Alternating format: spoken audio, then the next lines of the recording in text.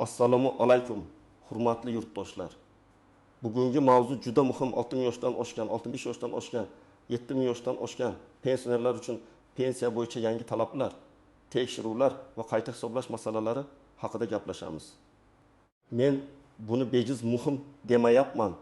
Chunki pensiya masalasida bitta hujjat yetishmasa, bitta ma'lumot noto'g'ri kiritilsa yoki fuqaro o'z vaqtida murojaat qilmasa, oyma-oy oladigan pulga ta'sir qilishi mumkin.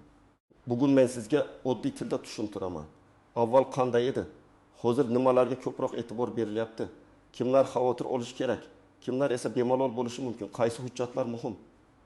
Qanday xatolar pensionerning zarariga ishlaydi va eng asosiysi, har bir pensioner yoki uning farzandlari hozirroq nimalarni tekshirish kerak? Agar sizning oilangizda pensioner bo'lsa, ota-onangiz, buvingiz, bobongiz pensiya olsa, bu ma'lumot sizga ham tegishli. Shuning uchun hozirroq kanalga obuna bo'ling, videoga like bosing va bu videoni yaqinlaringizga yuborib qo'ying. Chunki ko'pchilik pensiya kamayib qolganidan yoki qayta hisoblash imkoniyatidan kech xabar topadi. Avval pensiya tayinlashda asosiy e'tibor mehnat daftarchasi, ish staji, ish haqi to'g'risidagi ma'lumotnomalar va boshqa tasdiqlovchi hujjatlarga qaratilar edi. Fuqaro yoshga yetganda hujjatlarini topshirardi. Mas'ul tashkilotlar pensiyani hisoblab chiqarardi va shu asosda to'lov boshlanardi. Ko'p hollarda odamlar pensiya tayinlangandan keyin bu masalani umuman tekshirmay qo'yardi. Pensiya chiqdi, demak hammasi to'g'ri deb o'ylashardi. Lekin amaliyotda nima bo'ldi? Kimningdir ish staji to'liq kiritilmagan. Kimningdir eski korxonadagi ish haqi hujjati arxivdan topilmagan. Kimningdir ism, familiyasi bir hujjatda boshqacha, boshqa hujjatda boshqacha yozilgan. Yana kimningdir harbiy xizmat davri, bola parvarishi davri, kolxozdagi ishlagan yillari yoki zararli mehnat sharoitidagi faoliyati hisobga olinmagan. Natijada pensioner yillar davomida aslida o'lishi mumkin bo'lgandan kam pensiya olib yurgan. Hozir esa tizim asta-sekin raqamlashtirilmoqda. Ma'lumotlar elektron bazalar orqali solishtirilmoqda. Pensiya tayinlashda va qayta hisoblashda faqat qog'oz hujjatga emas, balki davlat bazalaridagi ma'lumotlarga ham qaralmoqda. Bu yaxshi tomoni shuki, ayrim ma'lumotlar avtomatik tasdiqlanishi mumkin. Lekin ehtiyot bo'lish kerak bo'lgan tomoni ham bor. Agar bazada ma'lumot noto'g'ri yoki to'liq bo'lmasa, pensionerning huquqi to'liq aks etmasligi mumkin. Yangi tekshiruv deganda odamlar ko'pincha endi pensiyamni olib qo'yishadimi deb qo'rqadi. Men bu yerda aniq aytaman. Tekshiruv degani har doim jazolash degani emas. Tekshiruvning maqsadi ko'pincha ma'lumotlarni aniqlashtirish, hujjatlarni solishtirish, ortiqcha yoki kam hisoblangan summalarni aniqlash, qonuniy asoslarni ko'rishdir. Lekin agar hujjatda muammo bo'lsa, pensionerning o'zi beparvo bo'lsa yoki kerakli ma'lumotni vaqtida taqdim qilmasa, muammo paydo bo'lishi mumkin. Eng avvalo 65-70 yoshdagi pensionerlar shuni bilishi kerakki, pensiya faqat yoshga bog'liq emas.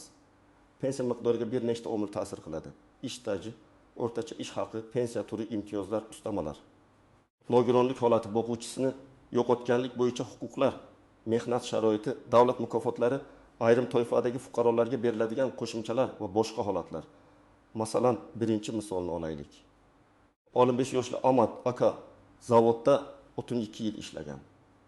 Pensiyaga chiqqanda mehnat daftarchasidagi asosiy ish joylari kiritilgan, lekin 1990 yillarda 4 yil ishlagan kichik korxonasi yopilib ketgani uchun u davr hisobga olinmagan. Ahmad aka endi foydasi yo'q deb yuravergan, lekin keyin farzandi arxivdan ma'lumotnoma topgan. Shu 4 yil qo'shilganda uning ish staji oshgan va pensiya qayta hisoblanganda oyiga masalan 1,2 ming yoki 1,5 ming so'mga ko'proq chiqishi mumkin. Bir qaraganda bu joyda katta pul emasdek ko'rinadi, lekin bir yilda 1 milliondan 2 million so'mgacha farq qiladi. 5 yilda esa bu sezilarli mablag'. Ikkinchi misol. 70 yoshli Merinso opa maktabda uzoq yil ishlagan. Pensiya tayinlanganda ayrim yillardagi ish haqi kam ko'rsatilgan. Chunki eski ma'lumotnomada faqat tarif stavkasi yozilgan. Qo'shimcha to'lovlar, ustamalar, sinf rahbarligi yoki boshqa qo'shimcha haq kiritilmagan. Natijada o'rtacha ish haqi past hisoblangan. Agar arxivdan to'liq ish haqi ma'lumoti topilsa yoki ish beruvchi tomonidan tasdiqlansa, pensiya miqdori qayta ko'rib chiqilishi mumkin. Bu yerda eng muhim narsa, men o'sha paytda ko'p ishlaganman degan og'zdagi gap yetarli emas. Tasdiqlovchi hujjat kerak. Uchinchi misol. 62 yoshli ayol pensiya oladi. Lekin u farzand parvarishi davrlari pensiya stajiga qanday ta'sir qilishini bilmaydi. Ayrim davrlar qonunchilikda belgilangan tartibda stajga qo'shilishi mumkin. Lekin buning uchun bolaning tug'ilganlik haqidagi guvohnomasi, ayrim hollarda mehnat faoliyati bilan bog'liq hujjatlar, shaxsni tasdiqlovchi ma'lumotlar kerak bo'ladi. Agar hujjatlar mos kelmasa, masalan, pasportda familiya nikohdan keyin o'zgargan, bolaning guvohnomasida esa eski familiya turgan bo'lsa, nikoh guvohnomasi ham kerak bo'ladi. 4-misol, 68 yoshli Rustam aka pensiyaga chiqqandan keyin ham ishlashda davom etgan. Ko'pchilik ishlayotgan pensionerlar men ishlayapman, demak pensiyam avtomatik oshadi deb o'ylaydi. Har doim ham bu avtomatik va darhol bo'lmaydi. Qayta hisoblash uchun murojaat qilish, ish haqi va badallar bo'yicha ma'lumotlar to'g'ri tushganini tekshirish kerak bo'lishi mumkin. Agar ish beruvchi ma'lumotlarni noto'g'ri topshirgan bo'lsa yoki umuman rasmiy ko'rsatmagan bo'lsa, pensioner bundan zarar ko'radi. Kimlar ko'proq e'tiborli bo'lishi kerak? Birinchidan, pensiyaga eski yillarda chiqqanlar. Chunki eski hujjatlarda xatolar ko'proq uchraydi. Ikkinchidan, ko'p joyda ishlaganlar. Har bir ish joyi bo'yicha alohida ma'lumot kerak bo'lishi mumkin. Uchinchidan, korxonasi yopilib ketganlar. Bunday holatda arxidan ma'lumot olish muhim. To'rtinchidan, ism familiyasi o'zgarganlar, ayniqsa ayollar. Nikoh, ajrim, familiya o'zgarish hujjatlarida chalkashlik keltirishi mumkin. Beshinchidan, nogironlik, imtiyozli staj, zararli ish sharoiti yoki alohida toifalar bo'yicha pensiya oluvchilar. Kimlar unchalik xavotir qilmasligi mumkin? Agar sizning barcha ish stajingiz elektron bazada to'g'ri ko'rinayotgan bo'lsa, pensiya tayinlangan vaqtdagi hujjatlaringiz to'liq bo'lsa, ism familiya, tug'ilgan sana, pasport ma'lumotlari, mehnat daftarchasi, ish haqi ma'lumotlari bir-biriga mos bo'lsa, sizda katta xavotirga sabab yo'q.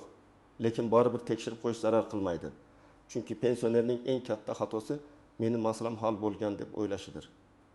Endi eng muhim nozik jihatlarga o'tamiz. Pensiya tekshiruvida eng ko'p uchraydigan muammo bu hujjatlardagi nomuvofiqlik.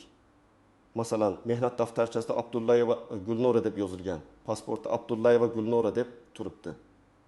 Yoki tug'ilgan sana bir joyda 1925 yil 12 mart, boshqa joyda 1925 yil 20 mart. Ko'pchilik buni mayda narsa deb o'ylaydi. Lekin hujjat bilan ishlaydigan tizim uchun bu mayda narsa emas. Bitta harf farq ham aniqlashtirish talab qilishi mumkin. Ikkinchi tuzoq yopilib ketgan korxonalar. Odamlar korxona yo'q bo'lsa, staj ham yo'q bo'ldi deb o'ylaydi. Aslida har doim ham shunday emas. Ko'p korxonalarning hujjatlari davlat arxivlariga topshirilgan bo'lishi mumkin. Agar arxivda ishga qabul qilish buyrug'i, ish haqi qaydnomalari, shaxsiy varaqalar saqlangan bo'lsa, bu ma'lumotlar pensiya uchun asos bo'lishi mumkin. Lekin pensioner o'zi izlamasa, buni hech kim uning o'rniga oxirgacha yurib bermasligi mumkin. Uchinchi nozik masala ish haqi ma'lumotlari. Pensiya miqdoriga staj bilan birga ish haqi ham ta'sir qiladi. Ayrim pensionerlar faqat stajni tekshiradi, lekin ish haqi ma'lumotlarini ko'rmaydi. Natijada ishlagan yillari bor, lekin hisoblashda past maosh kiritilgan bo'ladi. Ayniqsa 1990 yillar, 2000 yillar boshidagi hujjatlarda farqlar uchraydi. Ish haqi haqida ma'lumotnomada qaysi oylar kiritilgan, mukofotlar kiritilgan, qo'shimcha to'lovlar aks etganmi, bularni tekshirish kerak. 4-masala. Ortiqcha to'langan pensiya. Men bu mavzuni ham ochiq aytishim kerak. Ba'zi holatlarda pensiya noto'g'ri yuqori hisoblangan bo'lishi mumkin. Masalan, fuqaro biror imtiyoz bo'yicha ustama olgan, lekin keyin bu imtiyozga asos bo'lgan holat o'zgargan. Yoki ma'lumot bazada takror kiritilgan, yoki pensioner vafot etgan, lekin oila a'zolari to'lovni davom ettirishga uringan. Bunday holatlar aniqlansa, ortiqcha to'lov qaytarilishi talab qilinishi mumkin. Shuning uchun men har doim aytaman, faqat ko'paytirish haqida emas, qonuniylik haqida ham o'ylash kerak. 5-masala ishonchnoma orqali pensiya olish. 70 yoshdan oshgan ayrim pensionerlar sog'ligi sababli pensiyasini farzandi yoki boshqa yaqiniga ishonchnoma orqali oldiradi. Bu qonuniy tartibda bo'lsa, muammo yo'q. Lekin ishonchnoma muddati pensionerning tirikligi, yashash manzili, bank kartasi kimda ekani kabi masalalar tekshiruvda ahamiyatli bo'lishi mumkin.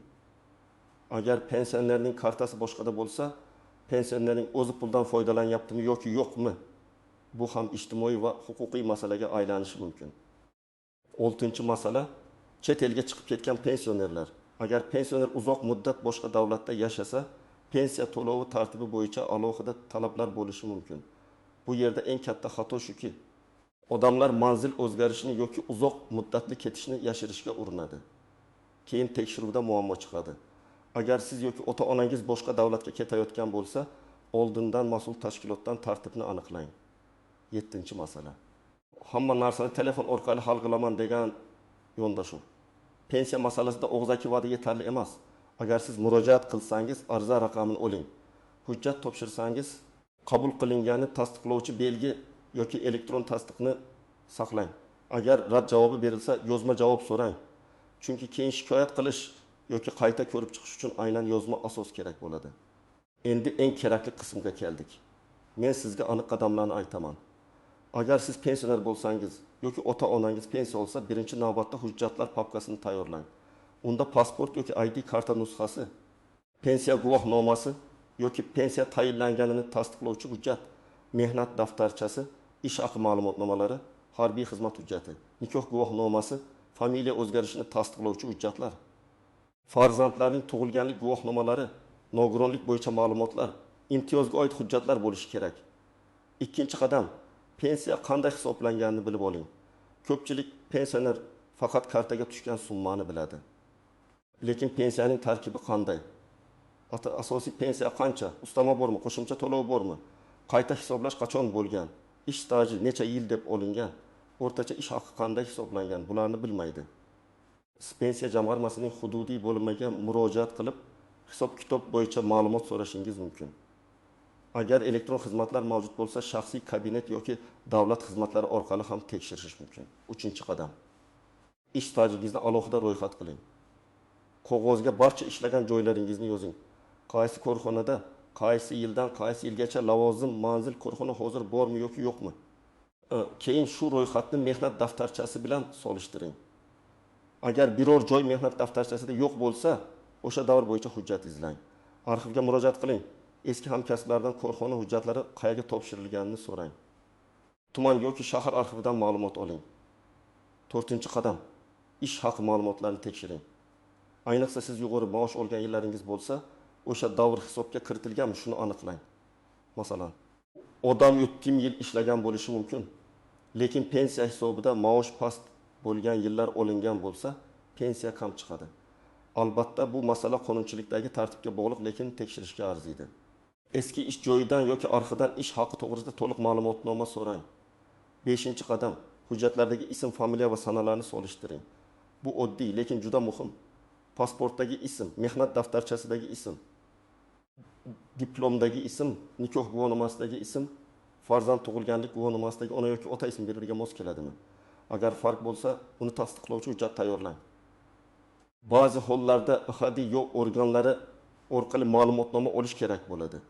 Ayrim murakkab holatlarda sud orqali faktni belgilash talab qilinishi mumkin. Bu jarayonni kechiktirmang. 6-qadam. Agar pensiya kam hisoblangan deb o'ylasangiz, og'zaki shikoyat bilan cheklanib qolmang. Yozma ariza bering. Arizada shunday mazmunda yozish mumkin.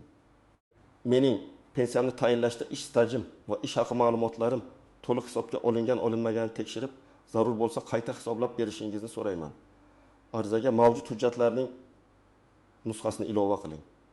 Asl hujjatlarni esa faqat zarur hollarda ko'rsating, lekin topshirib yuborishda ehtiyot bo'ling.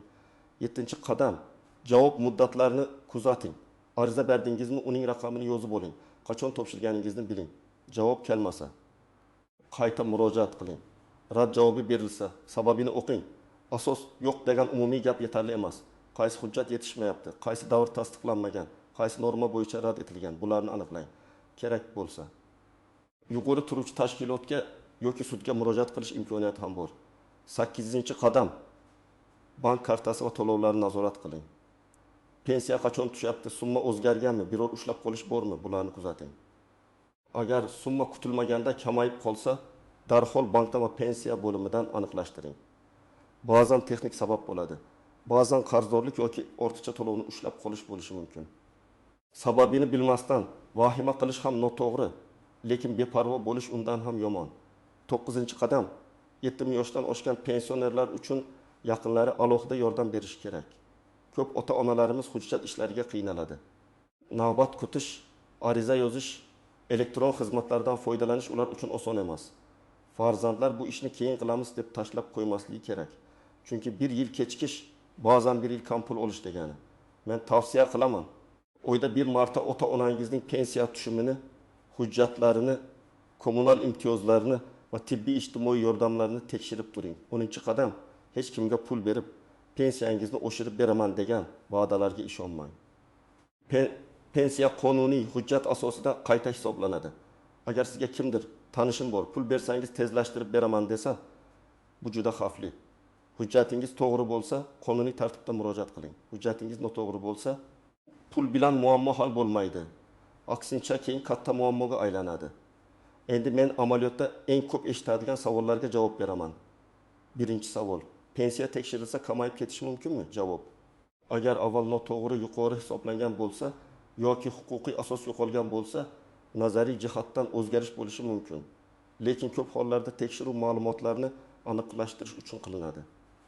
Sizda barcha hujjatlar to'g'ri bo'lsa, asossiz qo'rqishga hojat yo'q. Ikkinchi savol: eski ish joyim yopilib ketgan. Stajimni qanday tasdiqlayman? Javob: arxivga murojaat qilasiz. Tuman, shahar yoki viloyat arxivlarida korxona hujjatlari bo'lishi mumkin.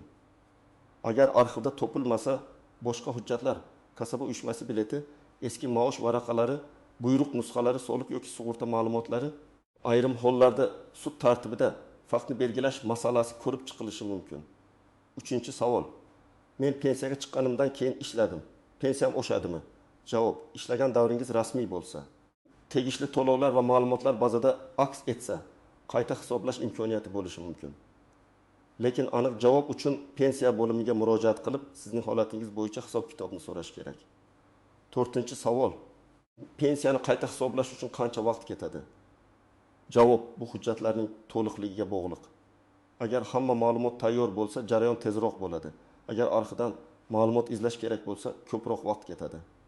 Shuning uchun hujjatlarni oldindan jamlash eng to'g'ri yo'l.